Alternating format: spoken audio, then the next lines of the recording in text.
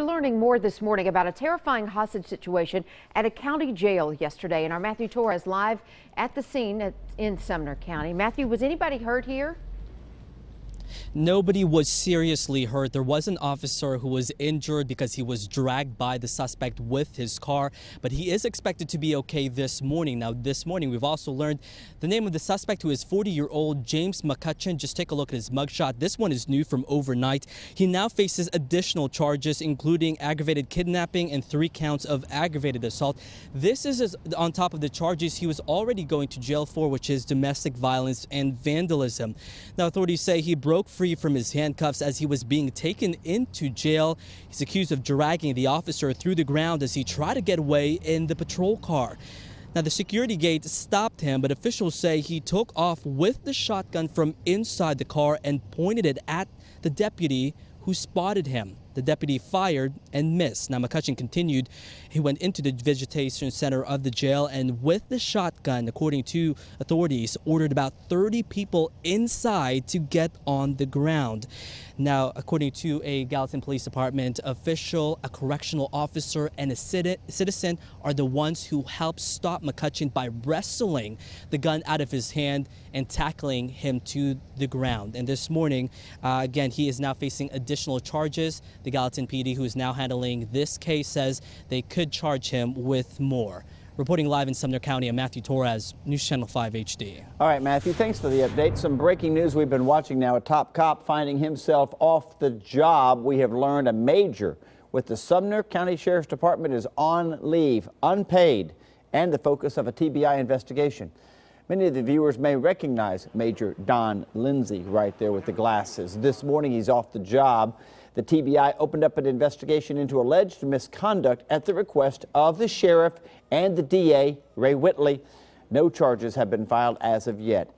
Sergeant Lindsay could not be reached for comment so far this morning. We'll be working this story throughout the day.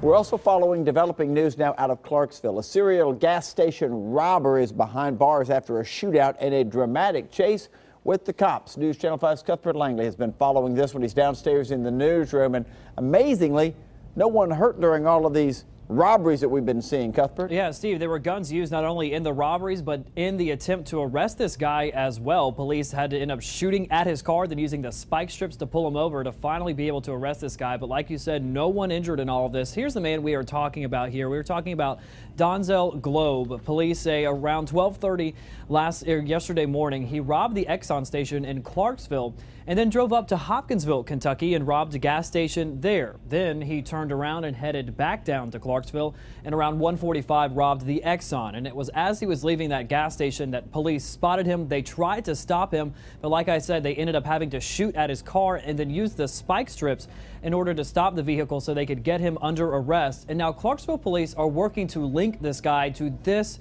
convenience store robbery that happened back in July. This is just one of 5 that happened that night. You see him there armed with a gun with customers inside the store. They're having to duck for cover and run out of that store. Police say he could be the robber there, but as you see, he's got the mask on his face, so that makes it hard to identify him. So Clarksville police are in the process of interviewing the witnesses there to see if they could help piece together who this guy is. So if they link this guy to those 5 crimes back in July, he could be looking at a total of 8 gas station robberies he's accused of committing. Right now, he is in the Montgomery County Jail on a $100,000 bond. We're live in the newsroom this morning. I'm Cuthbert Langley, News Channel 5 HD.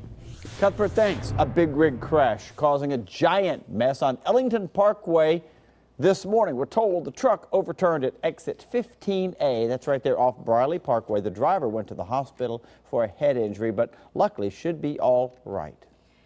And FAA investigators will be back this morning at the scene of a deadly plane crash in Hickman County. Deputies say the single-engine craft went down around 4 yesterday afternoon near the intersection of New Hope Road and Highway 100 just east of Centerville. Only one person was on board. His name has not been released. We're told the plane was en route from Shelbyville to the Shelby County Airport in Alabaster, Alabama when it crashed. As soon as we get more details, we'll pass them along. New details in that deadly crash that shut down a busy highway for hours. Troopers say Ashley Johnson was driving on State Route 840 yesterday. She crossed the median and slammed into another vehicle near mile marker 61. The 27-year-old was ejected and killed. The other driver, Igor Tavlaklov, also died. Officers believe the outcome could have been different if both had been wearing their seatbelts. A man was shot in the face, and officers are looking for the person that pulled the trigger. Clarksville PD finding the victim outside of the apartment on Peachers Mill Road Tuesday. He was airlifted to the hospital and amazingly should be all right. Again, the guy shot in the face and should be okay. Anyone with information, call the Crime Stoppers number in Clarksville.